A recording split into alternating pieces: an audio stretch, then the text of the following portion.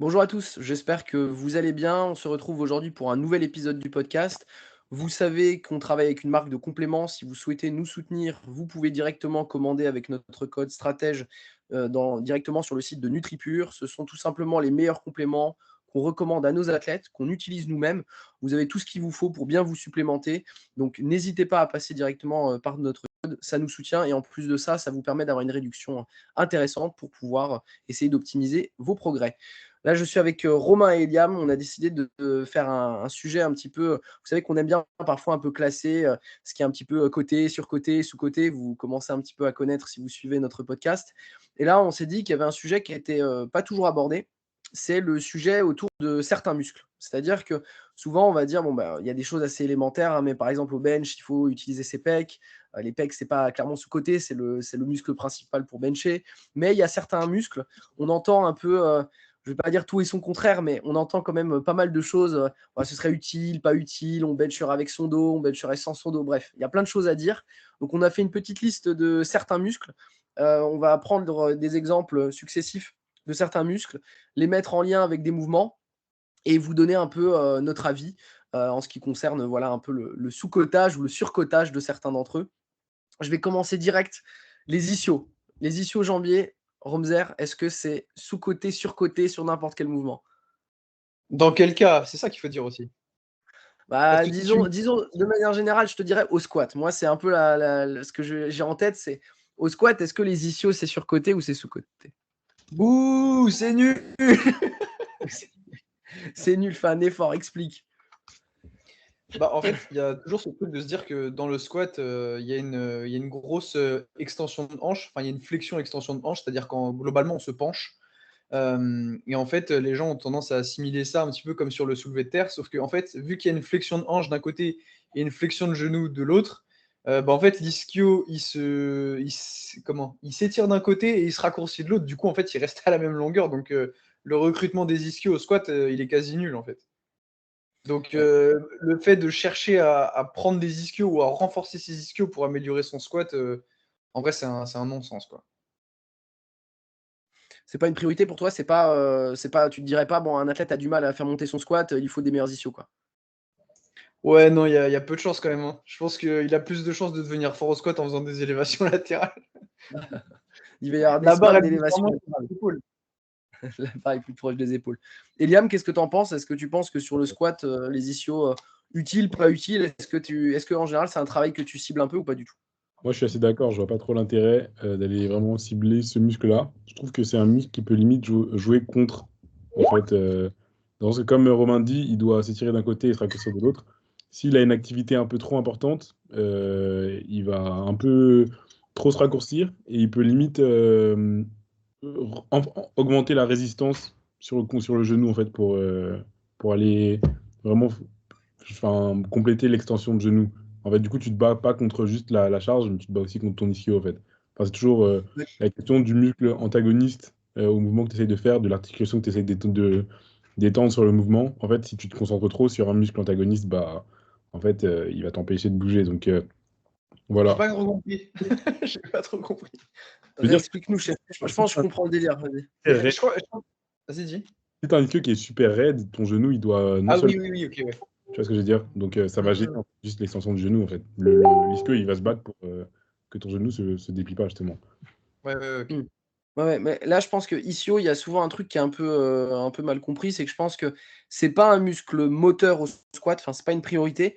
Mais par contre, je suis assez d'accord sur le fait aussi qu'il faut quand même un peu de mobilité sur les ischios pour quand même pouvoir être un peu à l'aise, quoi. Faut que tu puisses quand même, je pense que c'est quand même une zone qui, je vais pas dire dans beaucoup de cas, mais je vois quand même beaucoup d'athlètes qui ont des chaînes post extrêmement peu flexibles et je pense qu'il y a quand même un intérêt peut-être pour un travail de mobilité sur les ischios. En tout cas, c'est plutôt mon point de vue là-dessus. Ouais, Après, c'est bah, c'est pas les c'est équilibre. vas-y, Liam. Ça reste une question d'équilibre.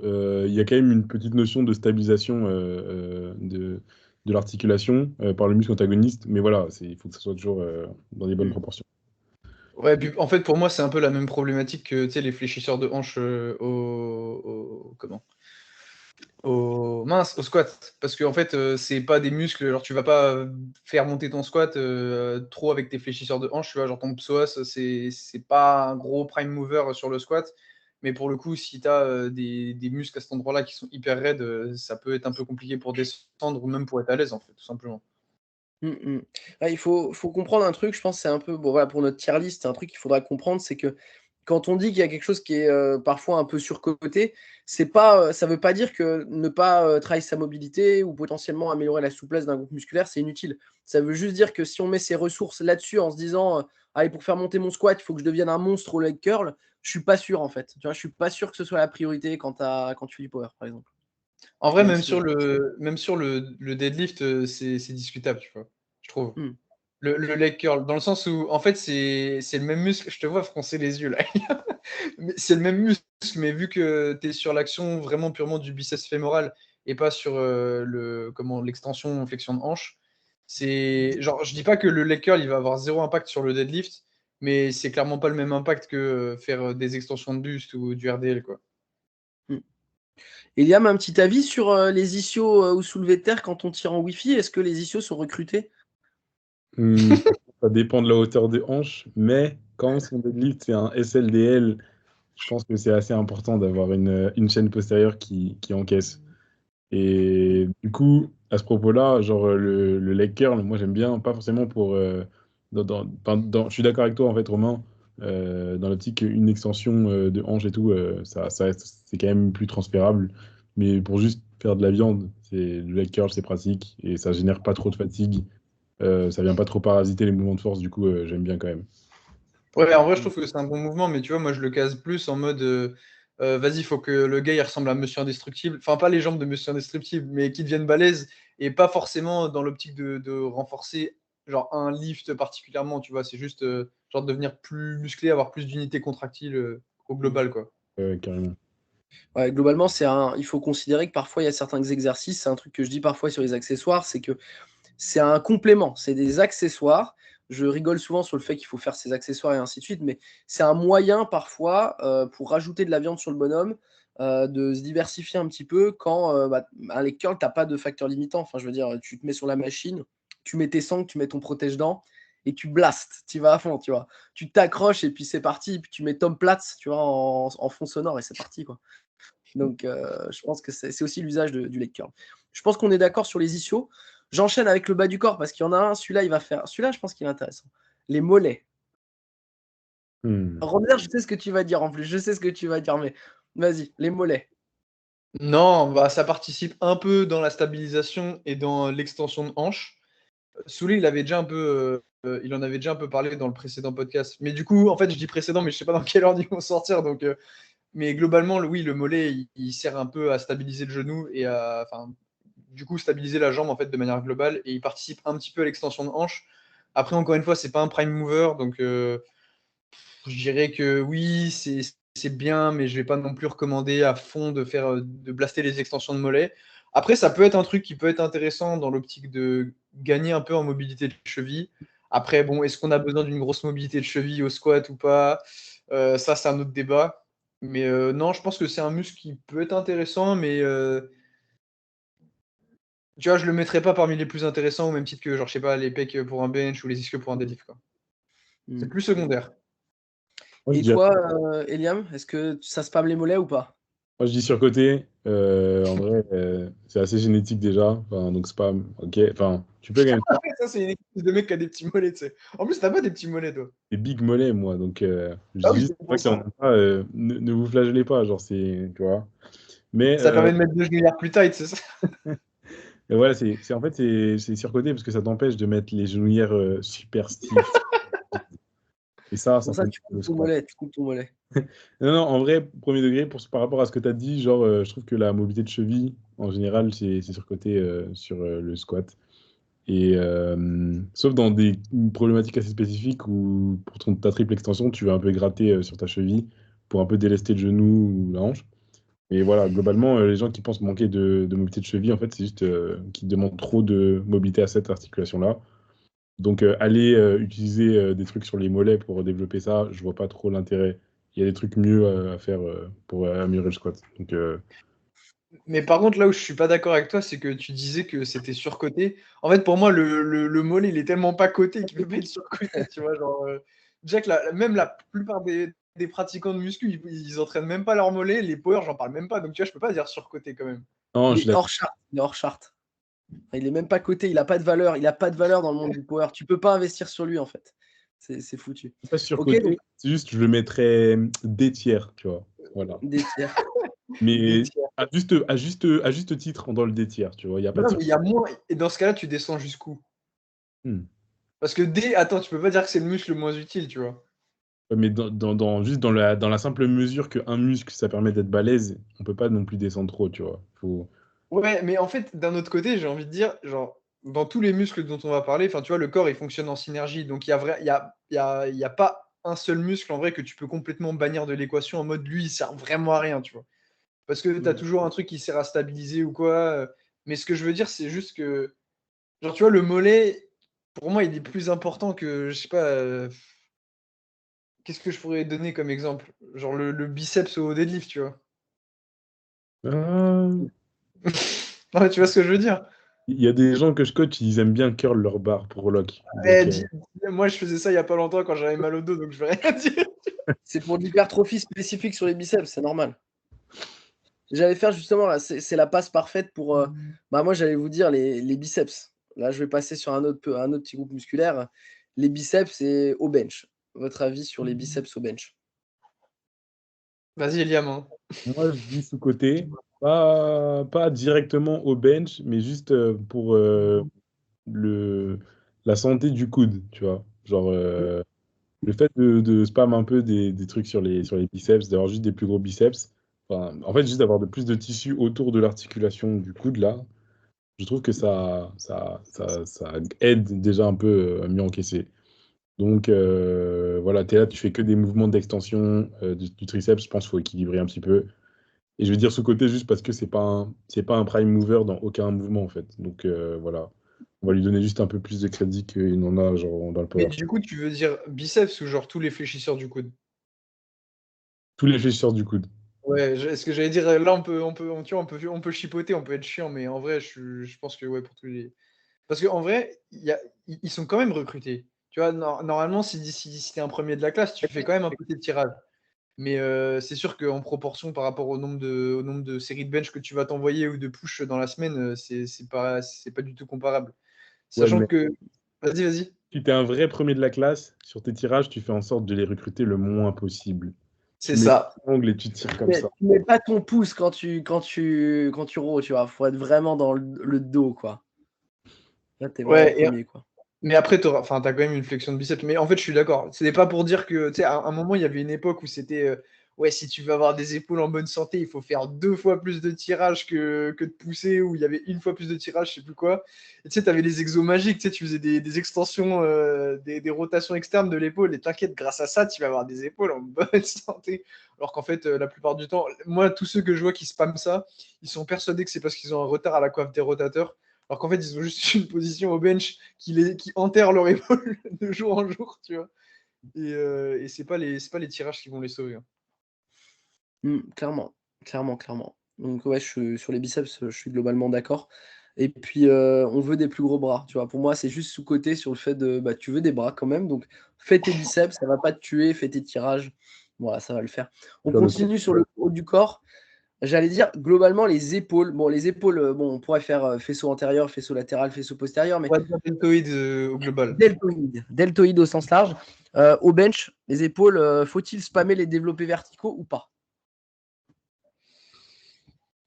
Moi, je Eliam, dis vas-y. sous-côté à la mort. Sous-côté à la mort. OK. Genre, étant dans la team, je me fais nerf par mes épaules. Genre, je pense qu'il y a trop de gens qui sont juste pas assez stock, en fait. Genre, juste, t'as plus de muscles ici, là, bah, tu vas mieux encaisser, en fait. Genre, juste en étant très, très pragmatique, je pense que augmenter un peu la masse musculaire autour de l'articulation, ça permet ça permet d'avoir moins de problèmes, genre.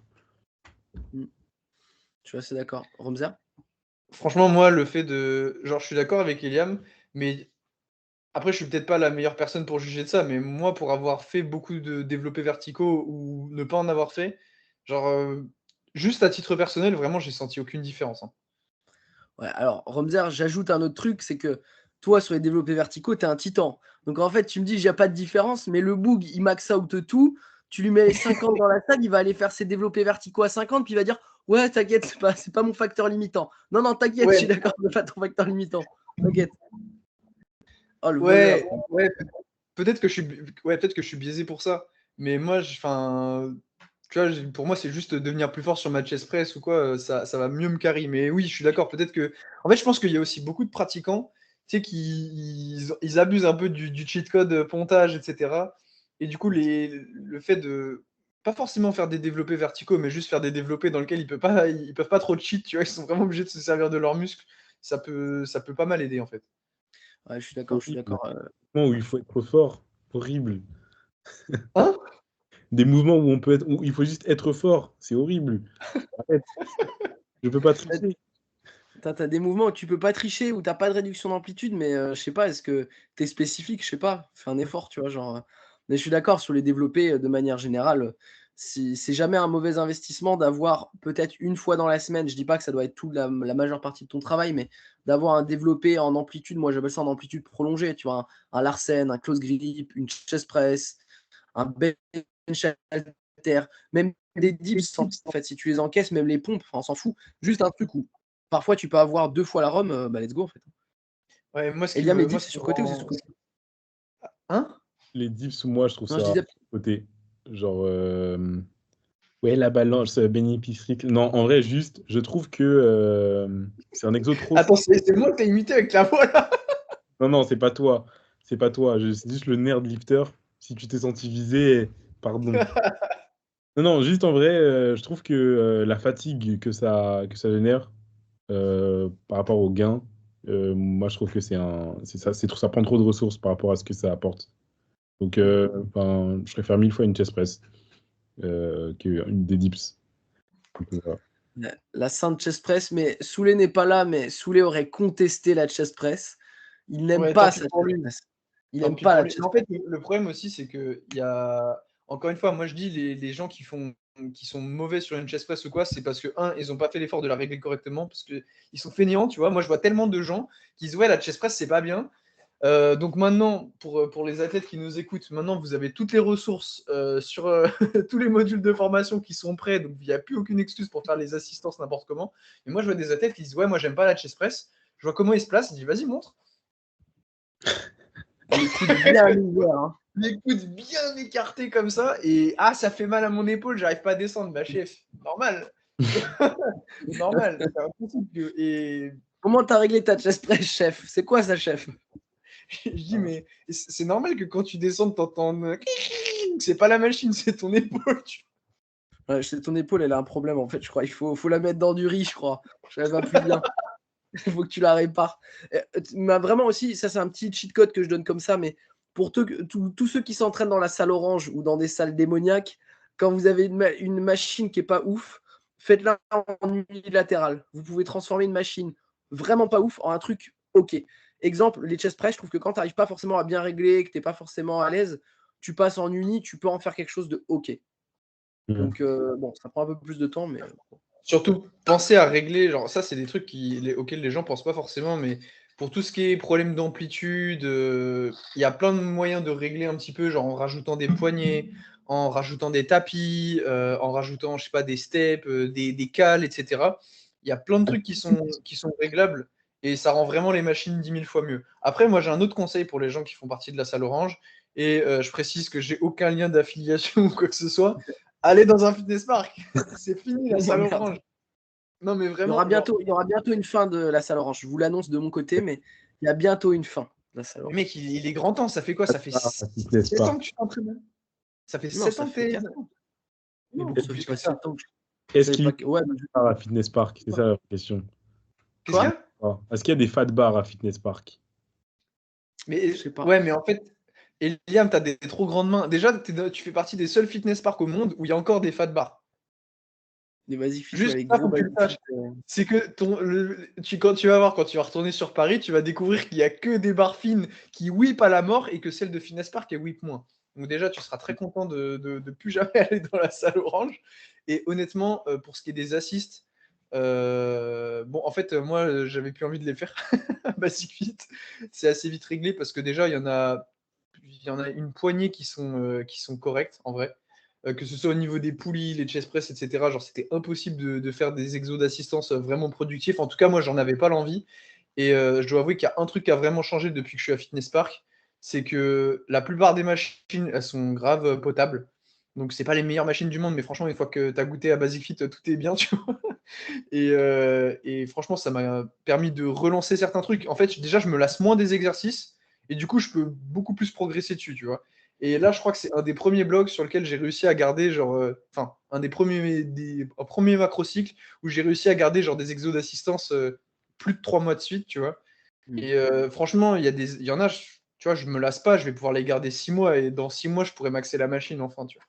D'ailleurs, c'est sous-coté hein, de garder ces exos d'assistance. Il y en a trop qui changent alors qu'ils n'ont pas mastery Mm. l'exo. Enfin, un exo que tu maîtrises et sur lequel tu peux vraiment t'envoyer, bah, c'est un piste de valeur que tester tout le temps de nouveaux trucs, chaque bloc. Et enfin, voilà. Ouais, je suis Ah ouais, d'accord c'est avec ça. pourri.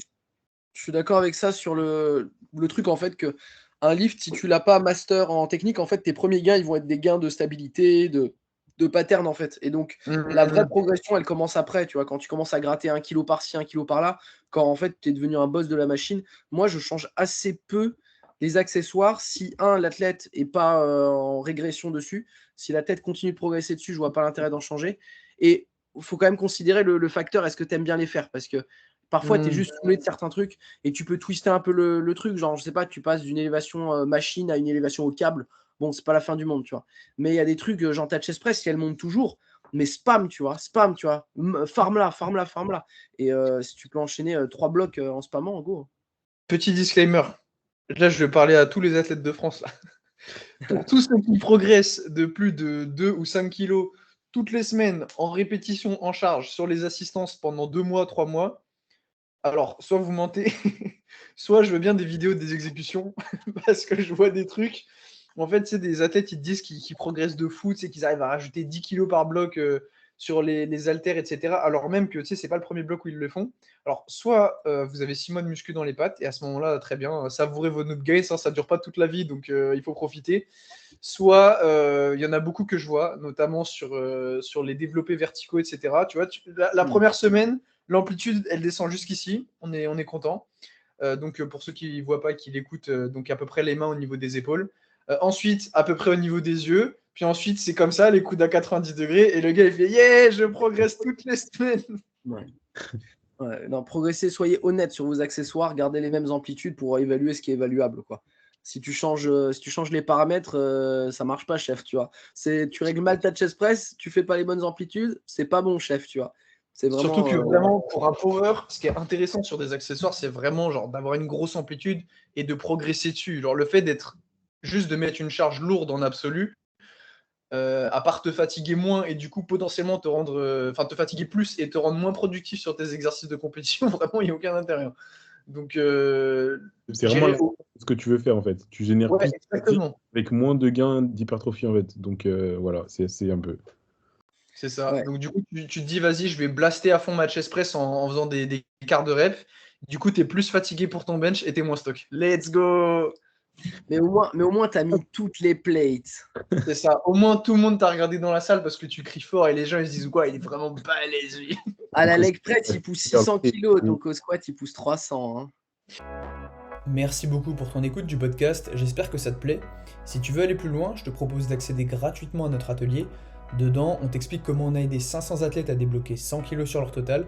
Je te préviens, il n'y a pas de formule miracle, mais si tu es un athlète passionné et que tu as l'impression d'avancer au ralenti, ça peut t'aider à progresser plus facilement. Mais c'est valable aussi sur les mouvements de FA. Hein. Genre, si en fait la surcharge c'est juste une dégradation des standards, ben, c'est pas vraiment du progrès en fait. Si tu fais un Ouais, mais je trouve 4 que CT en semaine 1 et un CT en semaine 5, t'as pas vraiment progressé sur le mouvement. ouais, en vrai, je suis d'accord. Mais par contre, en FA, je trouve que c'est un peu différent parce que. Et attends, juste, je me rends compte, on a fait une digression de fou là. Faudrait quand même qu'on revienne au sujet. Reviens sur les muscles après. En fait, tu vois, si tu fais un squat qui n'est pas à la def, que tu es dans une salle de force athlétique, ou même que tu as 3 potes qui font de la force athlétique, ils vont te regarder à la fin, ils vont te faire c'était nos reps. Hein. Tu sais, tu vas avoir des commentaires, t'as oublié de descendre, comme ça, donc Ça t'inquiète, ça va dépend vite si t'es revenir à la entouré de réalité. yes man, hein, ça dépend. Ouais, franchement, moi je sais que si je le fais une semaine, je l'envoie dans le groupe, je vais me prendre 10 personnes qui vont dire chef, c'est pas bon. Alors que sur les exercices accessoires, les gens ils sont pas aussi regardants, tu vois, ils s'en foutent. C'est clair. Déjà, tu l'as fait, vas-y, bravo. Si tu écoutes ce podcast et que tu fais pas tes accessoires, je vais t'afficher en story tous les jours jusqu'à ce que tu sois. C'est une campagne de harcèlement. Mais cette campagne de harcèlement, elle a été bénéfique pour certains de mes athlètes. Donc je suis prêt à la recommencer. Je le dis. Same. Vraiment, au bout d'un moment, quand tu es spammé 7 jours sur 7, t'inquiète, tu as fait tes accessoires. Quand ton retour technique, c'est alors tu as fait tes accessoires et ensuite tu as ton retour technique, t'inquiète pas que tu les fais bien. Et après, il y a des délateurs, tu sais, il y a des potes qui font je l'ai vu, il a fait 2 séries au lieu de 3 et il n'y avait pas beaucoup d'intensité. Oh, le pire, le gars qui compte les séries, alors là, on est sur quelqu'un qui veut la place de Nathan. Moi, je le dis, c'est quelqu'un qui est prêt à mettre beaucoup de son énergie là-dedans. Non, il mérite d'être puni aussi. Ouais, je suis d'accord. Parce qu'il ne s'entraîne pas assez intensément s'il peut compter les séries des autres. Pas les poucas. Ouais, bon, on continue sur un autre muscle. Ah là, il va falloir qu'on y aille. C'est les dorsaux. Les dorsaux. Ah là, les dorsaux. Eliam, tu t'y colles, tu prendras les tomates pourries en premier. Pourquoi c'est moi qui prends les balles? Pourquoi je vais me mettre à dos la moitié du feed game? Non, pour moi, c'est un peu surcoté quand même. Genre, c'est beau, c'est vraiment un des muscles les plus esthétiques. Le gars, il s'est trompé de sport, je crois. Ouais, c'est ça. Il a dit, ouais, t'es trop frais, t'es balèze. Mais en vrai, c'est quand même un des muscles auxquels on prête le plus d'action à tort. Genre, enfin, pas à tort, mais on lui donne trop de crédit par rapport à ce qu'il fait vraiment, en fait, quand même. Genre, faut poser la question de quand tu deadlift, à part un peu aider à ton positionnement et tout, au maintien de ton positionnement, il produit pas une force de fou, en fait, ton dos. Donc, En fait, ça t'aide à lock, etc. Mais c'est quand même. Genre, c'est un mouvement d'extension de hanche, quoi. Donc. En fait, les dorsaux, en fait, c'est juste le vrai GOAT derrière les dorsaux, en fait, c'est les érecteurs spinaux. C'est ça qu'il fallait dire, en fait. Il a fait une abrèche frère sur le. Il a fait, ouais, abrège frère. Dis-nous pourquoi les érecteurs spinaux, En ils fait, sont les vraiment. érecteurs spinaux. Les Voilà. érecteurs spinaux. On est sur Ouais. les dorsaux. Moi, je suis d'accord. Je pense que au squat, les dorsaux, érecteurs spinaux et tout, c'est un peu sous-coté. Et au bench, en fait, il y a eu un gros débat à un moment de Power qui disait soit ça sert à rien, soit c'est hyper utile. Et en fait, moi, je trouve que c'est un peu un entre-deux dans le sens où il y a des gens qui. Moi, j'ai entendu des trucs de fou. Hein. J'ai entendu tu pousses avec tes dorsaux. Je dis, chef, explique-moi comment tu fais pour pousser avec tes dorsaux, tu vois. Mais en fait, le truc, c'est que l'action des dorsaux, elle est grave importante pour se stabiliser. Parce que globalement, si tu as des dorsaux qui sont complètement relâchés, rester stable sur un bench, ça va être compliqué. Mais en dehors de ça, les dorsaux en eux-mêmes, ils vont pas bouger la barre, quoi. Donc, avoir un gros dos pour avoir un gros bench, en soi, c'est pas complètement con, mais genre, c'est pas les dorsaux qui vont pousser la barre. À partir du moment où tu arrives à contracter suffisamment bien tes dorsaux pour être stable, bah genre c'est bon en fait. Et après, à la rigueur, ouais, le fait d'avoir des dorsaux peut-être un peu plus gros, bon bah t'es plus stable ou alors t'as une meilleure proprioception, donc tu peux mieux les tenir en place. Mais genre c'est pas le. Je pense pas qu'en doublant tes dorsaux, tu vas doubler ton bench, tu vois, loin de là. Je pense que même ce serait marrant de faire une étude là-dessus, tu vois. Genre tu doubles tes dorsaux, de combien il progresse ton bench si jamais les pecs, triceps et tout, ils ont pas bougé. Ouais, c'est pas un muscle moteur, c'est un muscle, moi j'aime bien dire, qui sert un peu à créer une base qui est OK en fait. Et j'ai l'impression qu'il y en a. En fait, j'ai vraiment cette impression que parfois on essaye de trouver des chemins hyper compliqués pour faire monter. Enfin, tu vois, le bench, ça reprend l'idée un peu des ischios au squat, tu vois. C'est que tu as quand même des prime movers avec quoi tu bouges la barre, quoi. Et moi, j'entends des dingueries. Je vois des mecs qui ont 60 au bench. Ils sont en train de me dire, ouais, mais c'est parce qu'il faut que je renforce mon dos, je sais pas quoi. Non, il faut que tu renforces ton corps, en fait. La tête aux pieds. Tu fais tout, chef. Tu fais tout. Tu fais toutes les machines de la salle. Tu les fais même 2 fois, s'il te plaît. Mais non, mais à un moment donné, c'est important que tu aies quelques tirages aussi. Mais je suis pas persuadé de l'intérêt d'aller spammer, tu vois, même autant de dos que de tirage, que de pousser. C'est vraiment débattable, je pense. Moi, je vais dire un truc. Et franchement, j'ai pas prévu de me faire du mal dans les prochains jours. Donc, si jamais on me retrouve dans des circonstances un peu bizarres, sachez que c'est pas suffisant. Mais en gros, le truc, c'est que je pense que le bench, c'est un mouvement qui est assez compliqué. Enfin, en fait, il y a beaucoup d'athlètes qui galèrent à progresser au bench parce que ils veulent faire les trucs compliqués, etc. Ils n'arrivent pas à avoir une bonne technique parce que une bonne technique au bench, c'est pas aussi visuel qu'une bonne technique au deadlift et au squat. Ouais. Et en fait, du coup, les gens, ils se détournent un peu des bases et se disent non, il doit y avoir un truc en plus, tu vois.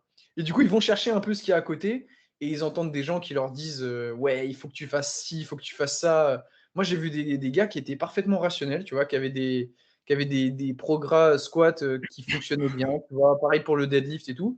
Et au bench, je voyais des trucs hyper bizarres avec des excentriques lourdes, avec des élastiques, des cales, etc. Un renforcement hyper abusé, genre des dorsaux, machin. Et je me disais, mais pourquoi tu fais pas juste comme sur les autres mouvements, tu vois, genre, tu te focuses sur ta technique. Déjà, en vrai, si ta technique, elle est genre 7 sur 10, même si tu as une prog qui est moyenne, en vrai, tu vas progresser. Surtout si tu es un pratiquant genre débutant intermédiaire, tu vois. Moi, je suis d'accord. C'est difficile de donner des chiffres, mais pour moi, si t'as pas une technique, genre si tu as une technique qui est vraiment stable et que ta programmation, genre tu fais pas n'importe quoi, en dessous de, je sais pas, je pourrais dire en dessous de 120 kilos. Hmm. Après, c'est compliqué parce que ça va dépendre des profils et tout. J'aime bien, tu sais, pouvoir donner des paliers de barres comme ça, mais en fonction des catés de poids et tout, c'est trop arbitraire. Moi, je Et trouve il que y a le En, bench, moins, en moins de 120, si tu fais 60 kilos, ouais, ça reste, c'est différent qu'un 105, on ouais, est ouais, d'accord. même, Mais voilà, et après même avoir pour une athlète un féminine, même pour une moi, je athlète féminine, d'accord. 120, c'est une barre de titan, tu vois. Moi, je trouve que le bench, au contraire, c'est le mouvement le plus simple des trois, hein. Enfin, tu peux t'entraîner souvent dessus. Enfin, je trouve que c'est le mouvement le plus facile à faire progresser. Genre, alors que sur les autres, il y a des trucs qui sont un peu obscurs ou juste enfin, je sais pas, je trouve que ça prend. C'est peut-être la barrière à l'entrée. Genre sur le bench, quand tu commences, t'es plus perdu. Mais je trouve Ouais. que la progression au bench, c'est juste plus logique que des fois au squat, au deadlift, ou même tu as une grosse barrière mentale pour passer certains trucs. Donc, enfin, je sais pas.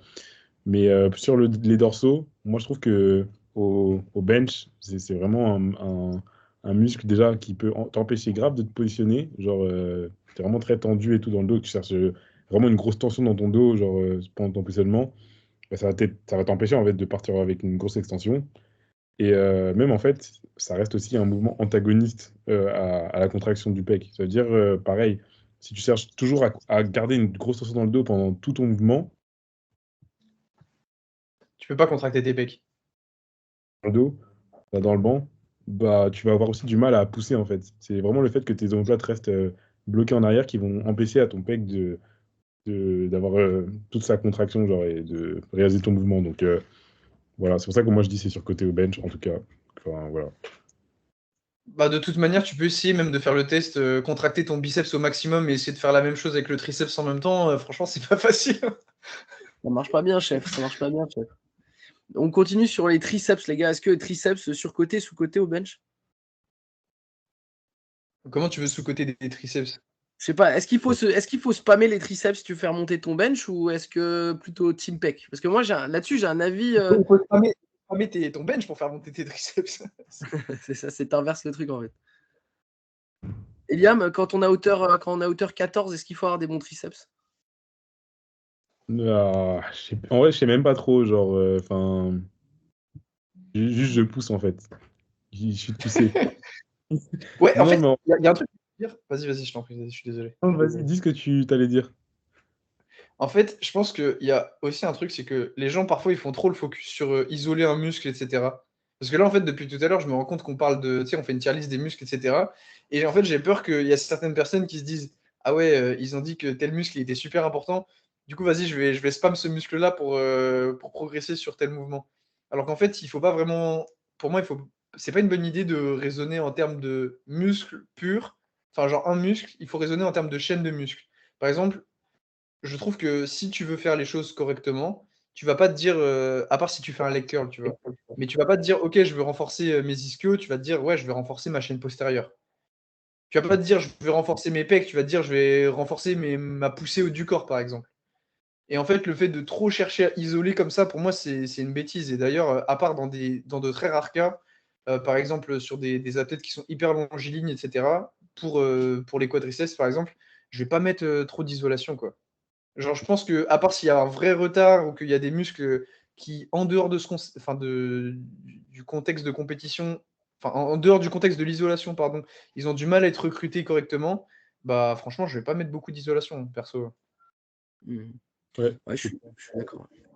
Et puis, pareil pour le raisonnement de isoler une partie du mouvement qui est soi-disant faible. En fait, c'est une question de globalité. Pitié.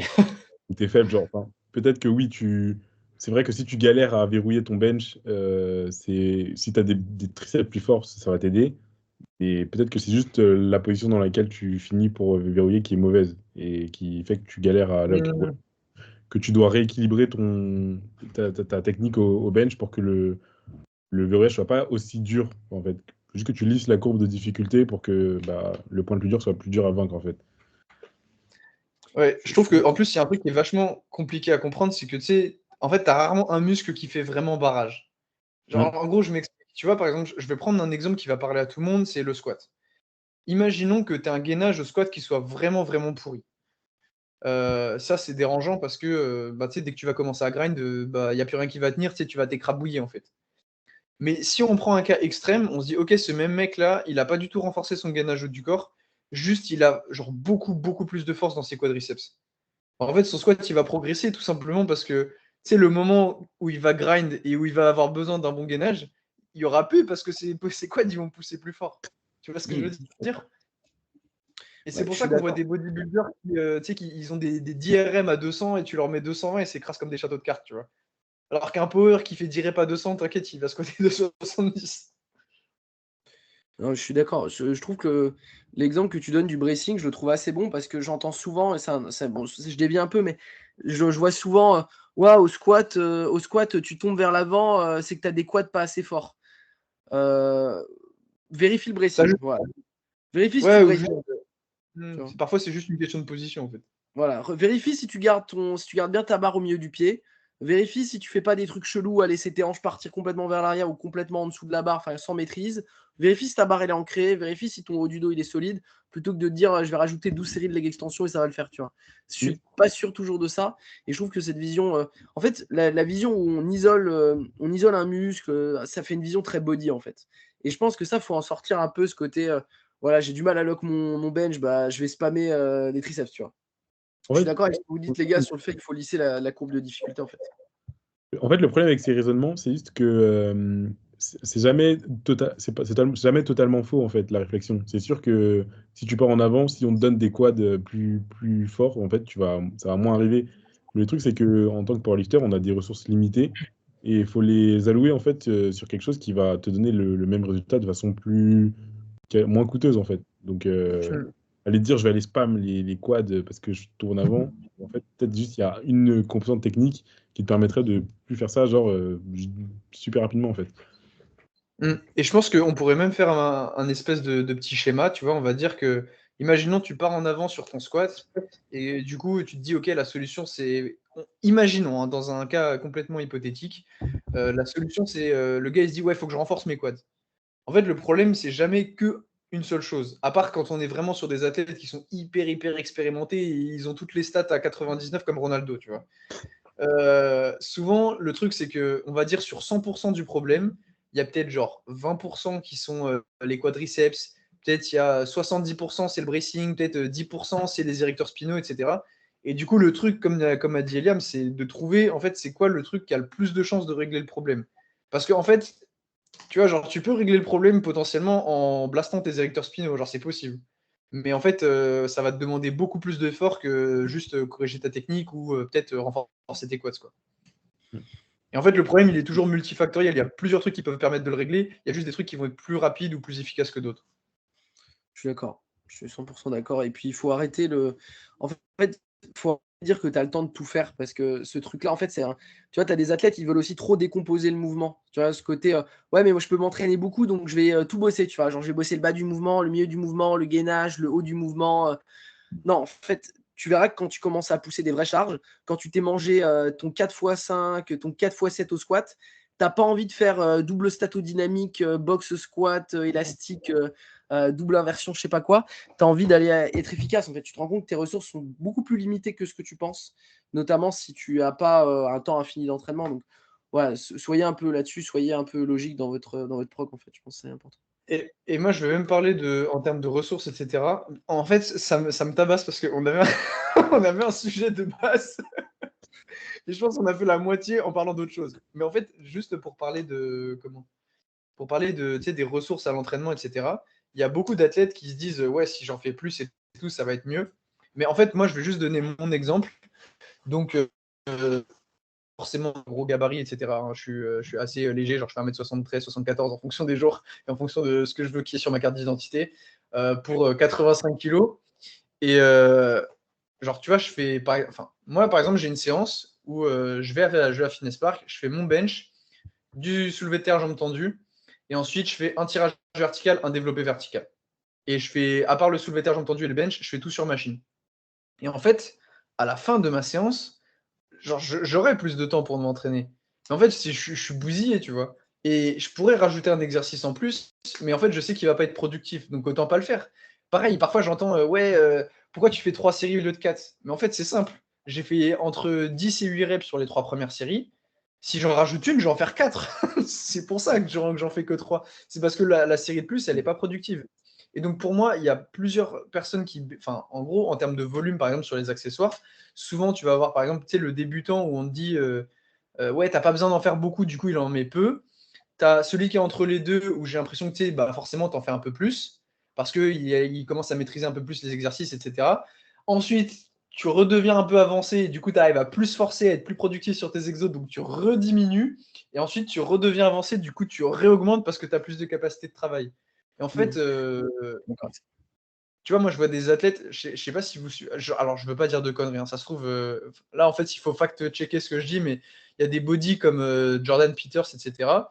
Les mecs, ils se détruisent, et je suis pas sûr que Jordan Peters, il a un gros volume d'entraînement, tu vois. Après, peut-être que je dis n'importe quoi, donc c'est pas un bon exemple, en fait. faudrait que je donne quelqu'un d'autre, mais là, j'ai pas de nom qui me vienne en tête. Ouais, je suis d'accord. Non, mais il y aura un autre épisode sur les accessoires, les gars. Faut pas vous inquiéter. Moi, je vais avoir ça y est, lui, allez, on a relancé, on a remis un sou dans la machine. Là. Non. Dernier muscle que je voudrais aborder avec vous, les gars, parce que sinon, ça va faire 10 épisodes de 10 heures. Vraiment un groupe musculaire, moi, j'avais envie de le mettre, celui-là, c'est les abdos. Est-ce que les abdos, je mettrais sur les 3 mouvements, globalement, sous-côté, sur-côté, sous-exploité, axe de progression, qu'est-ce que vous en dites, les gars? Ok, merci pour vos réponses, les gars. Ça fait super plaisir. Allez, super. Allez, à la prochaine. Non, en vrai de vrai, est-ce qu'il y a un petit travail spécifique sur les abdos? C'est un truc que vous trouvez intéressant, squat et dead, par exemple? Vas-y, Eliam. Moi, pas forcément directement spécifique au squat et au deadlift, mais je trouve que les obliques, déjà, ont un gros impact sur la posture. Il y a beaucoup de déséquilibres et tout que les gens se ressentent, qui sont liés en fait vraiment à l'activation des obliques. Et il y a pas mal d'exos et tout sur la posture et tout que je vois en ce moment et que je teste et qui m'aident vraiment à me sentir un peu plus équilibré et juste même sur mon bench, à moins être penché d'un côté ou d'un autre. Et donc, et en fait, je me rends compte que tout tourne autour des obliques qui vont vraiment impacter la façon dont on respire et tout, et dont le corps va s'orienter tout naturellement. Donc, juste avec ma découverte pas si ancienne que ça, je dirais que c'est sous-coté, juste pour ça. Moi, franchement, j'ai pas une grosse. En fait, les exos de gainage, pour moi, je trouve que c'est intéressant de les mettre en prévention, mais j'ai pas l'impression que ça joue un rôle énorme sur ta performance à court terme. Donc, moi, j'aurais pas. En fait, tu vois, je vais te dire un truc. La seule fois dans ma vie, j'ai fait 2 fois des abdos dans ma vie. Une fois parce que je voulais avoir des abdos à la plage en faisant mon programme poids de corps à la maison, tu vois. Et une fois parce que, en fait, j'avais mes raideurs au dos et que du coup, chercher de la flexion, lesté, ça me permettait de faire un peu comme du Jefferson curl, mais avec la résistance dans l'autre sens. Donc, ça me permettait de regagner un petit peu de mobilité. Après, passer ces 2 cas là, si on parle globalement, enfin, on parle des abdos, mais on parle de la sangle abdominale de manière générale. Oui, Ouais, Je pense que s'il y a un truc qui est vraiment prioritaire, ça serait peut-être les obliques. Après, ça dépend. Est-ce que tu comptes genre les érecteurs spinaux, lombaires et tout dedans? Parce que là, c'est pas le même Non, débat. non, Tu vois. disons face antérieure.